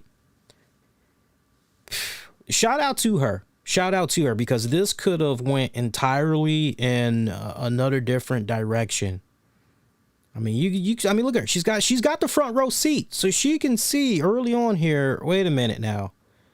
Okay, I think that's more than enough. I think we're good. Right, and she's just kind of like looking on like, seriously? right? And you can see the guy with the cowboy hat, he kind of gestured to her, yo, we kind of got to figure out a way to stop this shit. And she's looking on kind of, yeah, okay, this, look at that. Okay, I've had enough of this shit. Yeah, I mean, that is sick. That is fucking sick. Now, check this out. I think it's, let's see which image here. Let me show you referee Lando Deltoro here. All right, so this is after he went to the hospital. This is after he went to the hospital. Look at all that blood. Look at all that blood. Okay. Yeah, no, there ain't no fucking blade job. This was a goddamn. Okay, we can call that shit something else. This wasn't no blade job. This was not your typical blade job.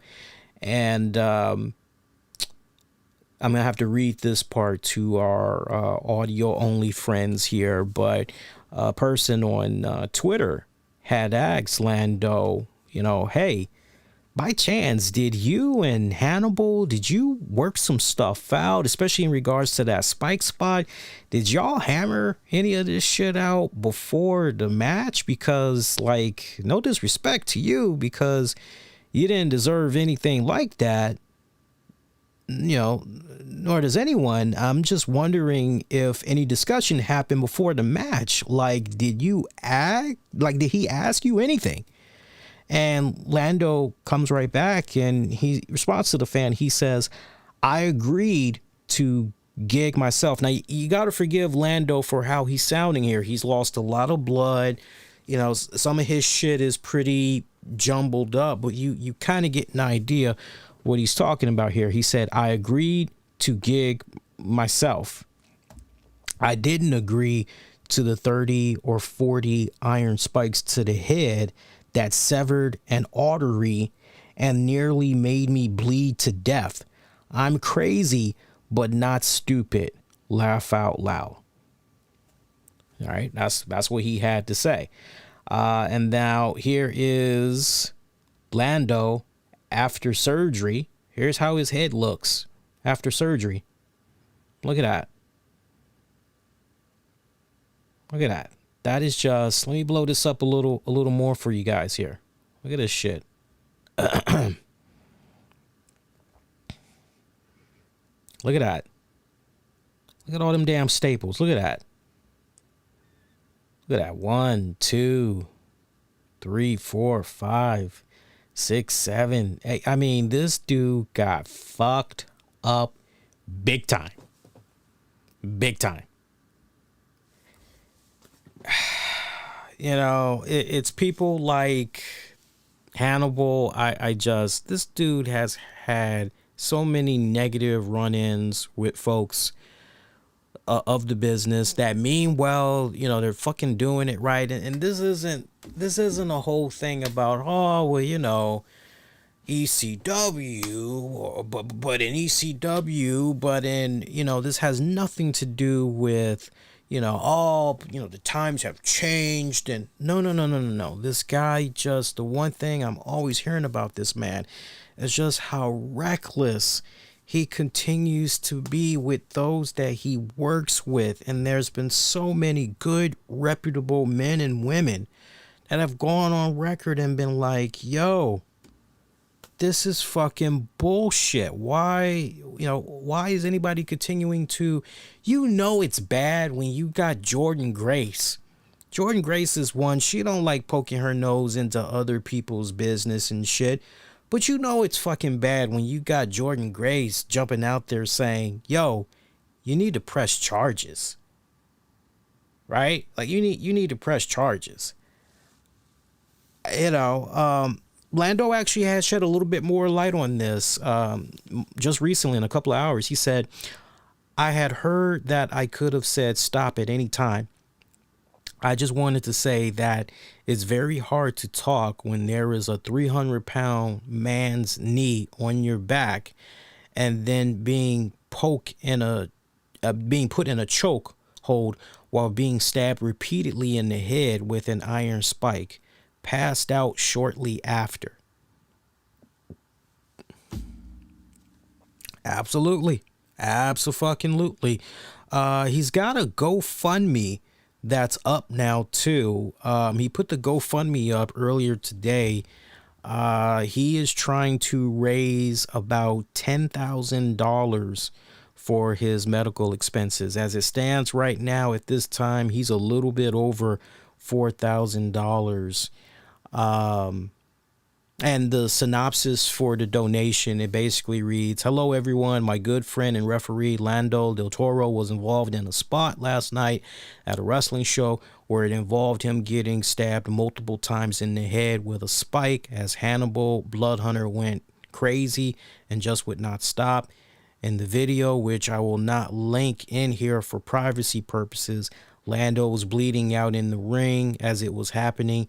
He had surgery to repair the torn artery, which can be very speedy. Lando is recovering and is currently doing okay." So far, they've had about 117 people that have donated. Look, if you're gonna, I know I showed you that main side of his face, but when you go on his GoFundMe, you can see 1, 2, 3, 4. You can see 5 additional fucking holes and staples are just barely holding his fucking head together. Guys like this just totally does not need to have anything to do with the wrestling business. We know where his real 15 minutes of fame had came from, and that pretty much had to do with the whole Hep C bullshit, Abdullah the Butcher, and all that craziness that had went down and everything. But over the years, as long as I've been on the air, that man's name has popped up too many times in a negative light, and I just don't see how any promotion, I don't care how much you may be trying to have your name be out there in the spotlight, and you're trying to see about getting talked about on podcasts and websites and blogs and all of that. I don't care how desperate you are. Why would you go in business, of all the people in the world, why would you go in business with someone like this man that has proven to have a pretty bad rep? And when it comes to taking some form of self-accountability, he does not. And what's really so fucking sad about all of this, I have yet to see one fucking message from Hannibal where he says, "Hey, you know what? I'm so sorry for what all had went down." Even if, nah, man, this is what happened. This was this was that, this was this, and yep, that's it. Like, even if you felt it was all true, to not show compassion in a form where, hey, to the referee, "I'm really, really sorry. I just found out about his GoFundMe and everything.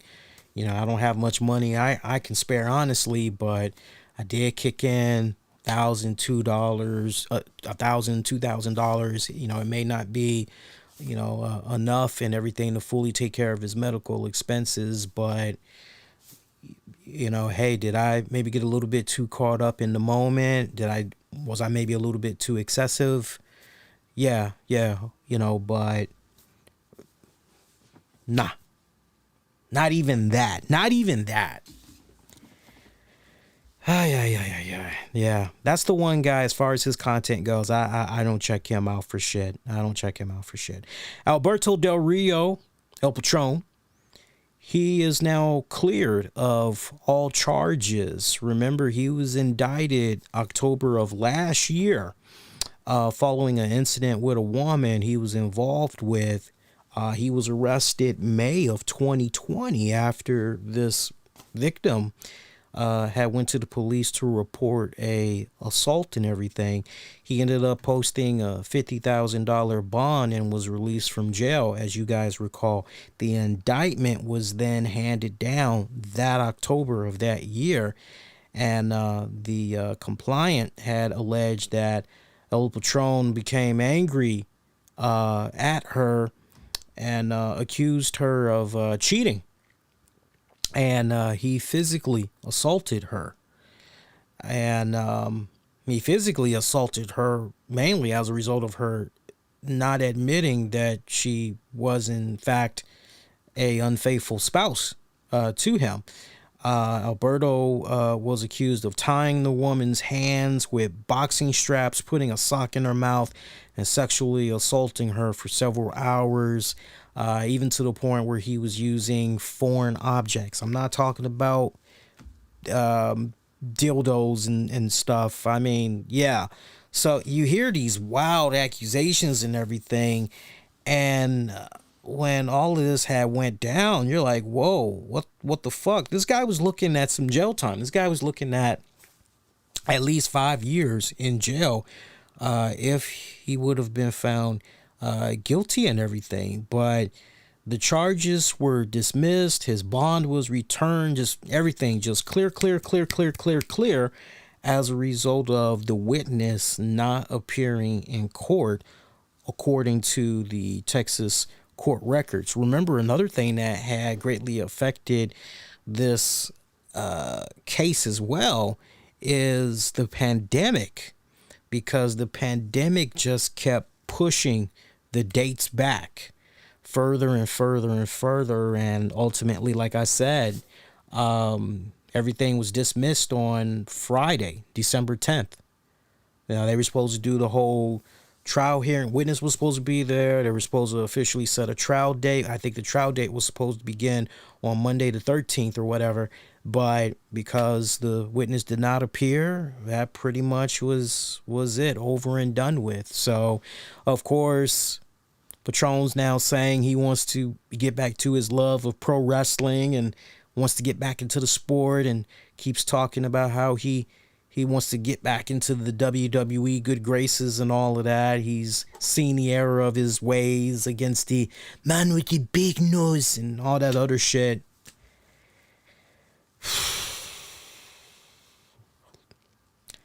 Look, man, you know, you're talking to somebody that knows what it's like to be a child dealing with a parent that is sadly in a relationship where there's spousal abuse.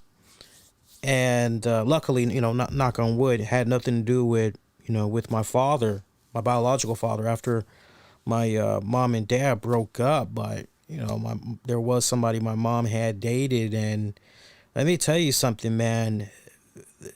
Fear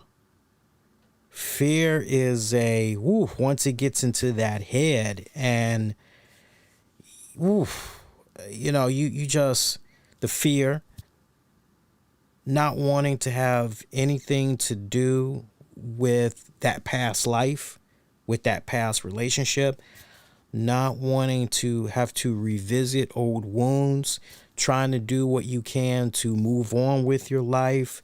Yeah, you know, I'm not making any excuses for the victim here. I'm not. Yeah, I just know that there is a lot of you that's probably having on your mind, well, you know, why didn't she show up? You know, if she's making all of these, you know, why didn't she show up and everything? You know, 9 times out of 10, she's probably in a much different state of mind and everything, place in her life. And this honestly just might have been an avenue she did not want to go down. This might have been a path she just, no, I don't want to revisit this again. It was too painful. I don't want to deal with this. I'd rather just continue to move on with my life and just be done with this. You know, and it's unfortunate. It's unfortunate because you know that there were definitely issues in the relationship with Paige. I mean, to just see where Paige is now compared to those years when she was with Alberto, it's night and fucking day. Say what you will about the guy that she's with now and all. Say what you will. But she's happy. She looks healthier. She seems to be in a better frame of mind compared to what was going on when she was with Alberto. Like, there's definitely some type of a pattern that's going on there. You know, you can only point at so many times to other people before you ultimately got to take some form of self-accountability here. And look, I really hope that behind closed doors, Alberto is definitely trying to get himself the help that he needs as far as anger management, seeing a counselor. He's got to work on him. If I could say anything to Alberto, and at one point I remember some years back, I tried to see about getting an interview with him, and I'm kind of glad that it didn't, because some of the shit that I was gonna say is pretty much what I'm telling you guys right now. And I wouldn't have given a fuck if it just would have been one interview and it would have been one and done, or if he would have hung up on me abruptly or whatever. But I see these signs. I personally feel these warning signs, and it's not to mention the problems that he's had with the law in the previous years. And it's like, look, I ain't no Dr. Phil. I ain't got no PhD, but work on yourself before you go into another relationship. Take care of you. Take care of home. Get your house in order before you jump back out there, trying to see if you can find love and all that other shit. So I don't see all the major promotions. To those of you that are a little bit curious, I don't see the AEWs. I don't see the Impact Wrestlings. I don't see the WWE. I don't even see the Ring of Honor. I don't see these guys working with him. Not with that track record. Especially with the no call, no shows for some of those joints that I mentioned, with the exception of AEW. For some of them joints, I think he's burned too many bridges, and that's a serious gamble. That's a serious gamble. That's a serious liability, and just the scrutiny that one would be putting themselves under. Just think about that. Close out on this note. Matt Hardy had did a Twitch stream. Quite a few wrestlers had did a couple of Twitch streams over the weekend. Killer Cross had did one. That was actually pretty good. Matt Hardy had did a Twitch stream as well, and he commented on things concerning his brother Jeff Hardy. There was a really powerful message that he put out on social media as far as the misinformation following false reports, and how members of the media and those that's not even members of the media that's trying to educate themselves on what's going on have to do a better job in cross-checking, getting all the facts before coming to premature conclusions and everything. And without mentioning WWE, you pretty much knew exactly who he was talking about. But on his Twitch stream, he commented that the situation regarding Jeff Hardy's sudden WWE departure, he commented more about that, and here's what he had to say as far as everything that had went down. He did say that he spoke with Jeff,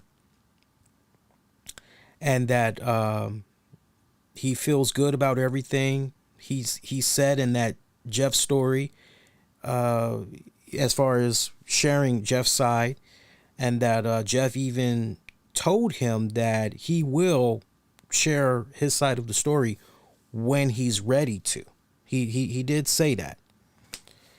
Direct quote: "What I am saying is Jeff is in the best place I've seen him in a very long time. As far as the details of what went down that evening and in that match, I've talked with Jeff. I feel good about everything he said, and that's Jeff's story to share. And he told me he will when he's ready to." He followed that up by saying, "But before anyone rushes to judgment, obviously they drug tested him after all this stuff. Wait until you hear the results of that, and when that comes back clean, then hopefully people will feel better about it. Because I feel very good about Jeff. I feel confident about Jeff. And WWE, I understand their stance too. They felt like they were backed into a corner because of his history, even though they may have jumped the gun with this a little bit. They made a decision, and it is what it is. Jeff did say he wasn't going to go to rehabilitation because he didn't feel he needed to. And I don't think he did either. That's the honest to God truth. Now, Matt went on to say that Jeff has been in a great place for the last year and a half, before saying he was proud of both him and his wife, Beth, for keeping him on the right path. So yeah. So what have we learned here? What have we learned here, everybody? Remember how everybody last week was putting all of these bullshit assumptions out there that Jeff Hardy, did he look a little bit sluggish? Did he look a little bit...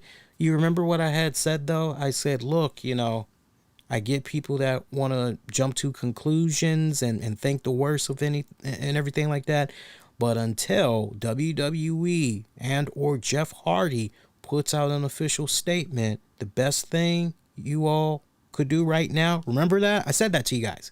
The best thing you all can do right now, especially if you are legit fans of Jeff Hardy, go on his social media pages and say, hey, brother, just thinking about you, saw what happened with that house show over the weekend. Hope everything's good with you, especially going into the holidays. Just sending you nothing but the best. For me, it looked kind of weird. It looked like it looked like his heart just wasn't in it. It looked like he was just burned out and just, I'm out. Yeah, right? I mean, it literally just kind of looked like that. So to hear Matt Hardy say, yeah, nah, look, the test results are going to come back. They tested him, right? Test results going to come back. It's going to come back negative. I'm telling you guys that right now. I get WWE's position, but yeah, they jumped the gun on this one. I get, with his past track record and everything, I get their position, but they messed this one up. That makes WWE look really, really, really fucking bad. It really does, because, the right thing to have done would have been, okay, all right, well, his test came back negative. So since his test came back negative, ain't no Oxycontin, ain't no PCP, ain't even no marijuana. The only thing we got is basically his prescription drugs that he's supposed to be taking, and he's already cleared all of that documentation wise. Okay, well, let's just have him go off the road for a little bit. Let's let him rest for about a month or two, and maybe we'll bring him back around the Royal Rumble time. Right? It would have been very easy for them to go that path, but sadly, this also could have been a case where, okay, well, since he's refusing to do the rehab, even though he doesn't need the rehab, test results show otherwise, WWE could have honestly looked at this also as an opportunity to say, well, look, this guy isn't involved in a major storyline. We hate to really lose him and everything, but he's really not a focal point for our TV shows and all that. Like, honestly, why are we even continuing to take this guy on and his salary and all that? Why not just go on ahead and cut time? I'm not justifying with WWE. I'm just trying to help you walk away and look at it from a couple of different angles here. But make no mistake about it, what WWE did right here, I definitely trust the word of Matt. Matt's got no reason. Matt's a very smart businessman, and he's always called it how he sees. He's been more outspoken than ever over the years. If he's saying his brother is in the clear, brother ain't done nothing wrong, and that when Jeff is ready, Jeff will, and there's basically a reason why Jeff Hardy's wife, Beth, been jumping out there. You guys got it wrong. You guys are assuming the worst, blah, blah, blah. And for Matt to just continue to double down and put the videos that he's been putting out there about the whole misinformation thing and everything, you know what? I'm on the side of Matt Hardy. I'm on the side of Mrs. Hardy, Mrs. Jeff Hardy, because who better to know this guy than, right? So wait, I'm supposed to take the opinion of some wrestling website that's guessing. I'm supposed to take the assumption, the guess from a wrestling fan that just feels in their gut that Jeff has had a relapse. I don't think so. No, not going that route. So I can't wait to hear later down the road when Jeff is ready. I can't wait to hear what all he has to say about what was going on that respected weekend. You know, I'm sure if I were a betting man, just maybe burned out. Just maybe burned out. Would not be surprised if there was burnout. There was a lot of fatigue that was going on there. But Matt Hardy brings up a very good point. Too many times we as a society, we get ourselves caught up in the misinformation that's out there. Inaccurate and poor reporting, I might add. You know, we pretty much just go with the up and then nothing else even matters. Nothing else even matters. And man, you're talking about wrestling journalism. Man, let me tell you how wrestling journalism is. Other than respectfully guys like Sean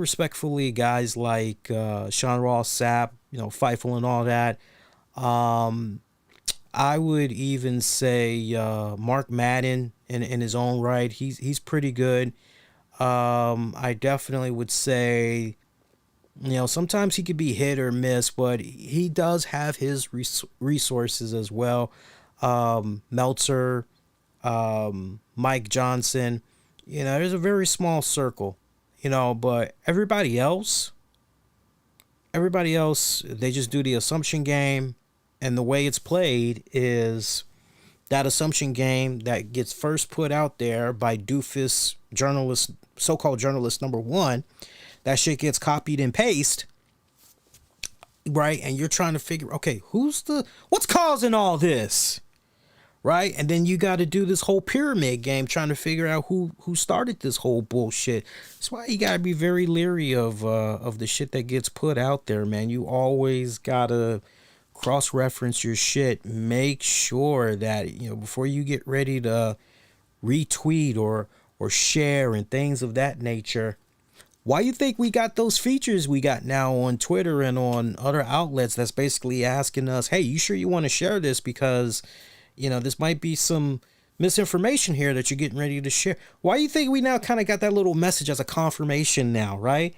Right? We didn't have that in the previous years, but because of that whole freaking election, right? You know, now we got all that shit, lovely shit that we got to deal with. But yeah, I'm just happy to know that Jeff's all right. You know, honestly, hopefully with this time, I said it initially, man, Jeff just needs to focus on himself, take care of home, enjoy being with his family, enjoy the holidays. Don't even think about wrestling right now. Just focus on the wife, the kids, his brother, being an uncle. Just focus on that shit. And wrestling, just, man, could be seven months from now, a year from now, whatever the case may be. Like, don't even think about that shit right now. But a very teachable, valuable lesson that I hope many people were able to learn here from what Matt Hardy put out there. So, quick programming note.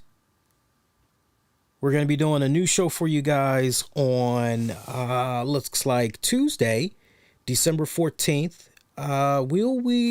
Let's see, what time are we going to be live here? Let me look at my schedule here, and I can tell you guys how the schedule is going to be looking for this week. Bear with me here. Let's see, screenshots. There we go. Yeah, that shouldn't be any problem. So we'll have a new show for you guys Tuesday night, December 14th. I'm thinking 10 p.m. If I can come on a lot sooner, I will definitely come on sooner.